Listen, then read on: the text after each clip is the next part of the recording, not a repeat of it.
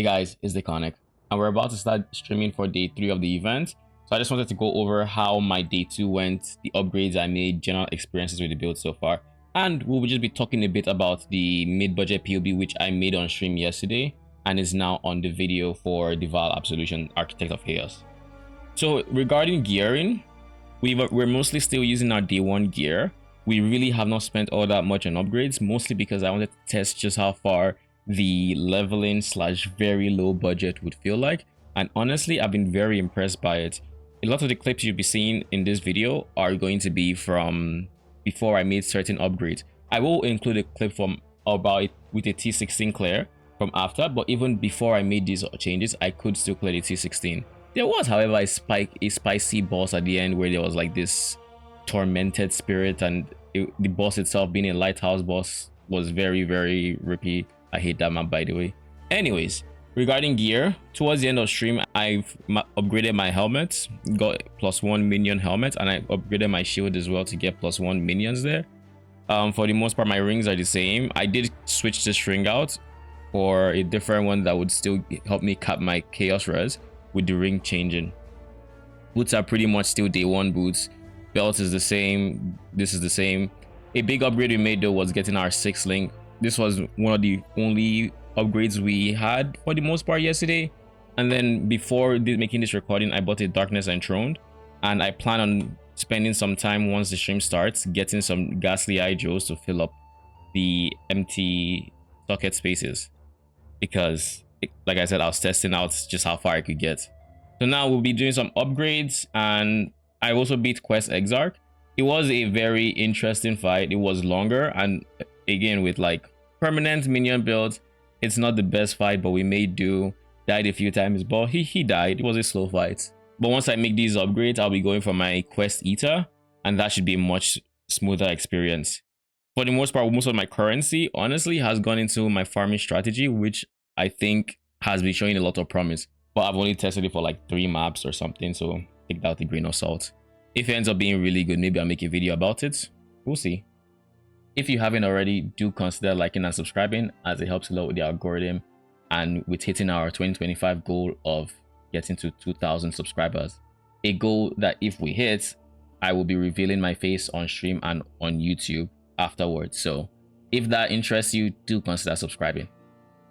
Like I said, with our lower budget setup, we do need to make a bunch of upgrades, but so far it feels really good.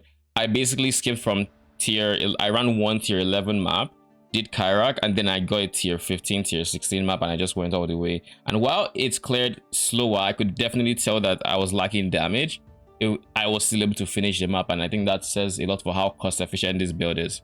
So a big priority for me is getting more damage and more without sacrificing my defenses, of course. I think Writing Jar, I have gotten it to feel really good, and the more I level up my Absolution, the easier it is to make sure I get the kills on them, because the range on this cast is getting a lot wider.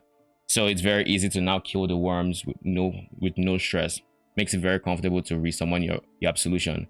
Now on the front of minion defenses, I did notice in the tier 15/16 maps, my minions were, my Carnage Chieftain especially is on the squishier side, and he tends to die. So one thing, if you're also experiencing that, something you could do to help mitigate against that dying is using bone rings, particularly 2 of them. If you can get 2 bone rings, the res on the implicit will help out your minions a lot, and once they get res capped and then they're not relying on your purity of elements, then they're in a much better spot. And if you can get over res capped, then you can maybe Spectre the physical damage reduction portion of this. The Affliction Spectres are the tankier side, and they would still be fine in those situations, but the Carnage Chieftain tends to die. Once you replace the Carnage Chieftain with like a perfect Spirit of Fortune though, you don't have to really worry about any Spectres dying whatsoever. And on that note, I did make a mid-budget POB that is kind of a bridge between the low budget and the high budget, taking some of the things that are being used in the low budget or in the high budget and working towards it while not being the exact same price. So the pricier things in this setup would be the Replica Dragonfang, which would be on the expensive side. If you can't afford this, you just go for a Jinx Juju. That there's no problem there. Or you can even still stay with your Purple Store. If you plan on leaving your Fruit of Fortune purchase for a bit longer, you can stay there. The Covenant should not be too pricey, I don't think. And then the Immutable Force, you want to get as close to 961% as you can, but getting an 800, getting an 850. So long as you have the Immutable Force and it's a, you know, it's a decent roll 750 plus, you can switch your Pantheon. You might still feel a bit of like stun and block, but it wouldn't be as bad as not having it, as an example. And then you can get more PDR coming from the Soul of Lunaris. And once you have the Soul of Lunaris, you want to prioritize getting the Avoid Chain, because chain maps in particular are typically nasty for minion builds. Now on the front of Animate Guardian, because we are going to be using Animate Guardian, before you get one, you want to make sure you have a lot of life regen, because while we are not investing in the pricey Mask of the Stitch Demon, we still need to give him a bunch of regen, because the way Animate Guardians typically die is due to a lack of regen. So we are going to be going for a lot of renewal clusters as well as Dread March to really hamper down physical damage resistance and giving them as much chaos res as possible, as much regen as possible.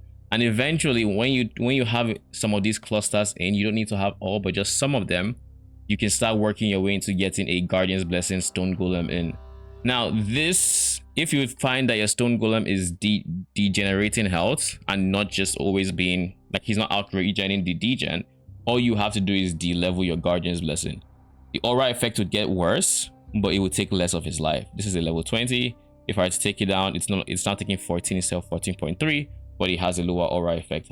So you just take this down to where you can actually, where it can sustain the health, and then you should be fine. And on the Animate Guardians front, we are going to be using a Dying Breath, Lair Cast, Doppelganger's Guys for the regen and physical damage mitigation.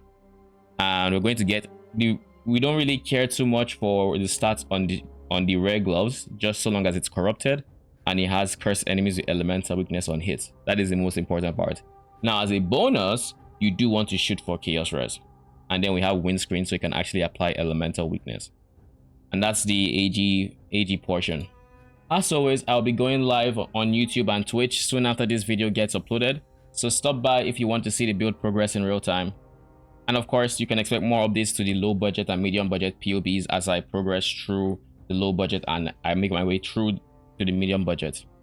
If you made it this far, do consider liking and subscribing, as it helps a lot. And with all that said, thank you for watching.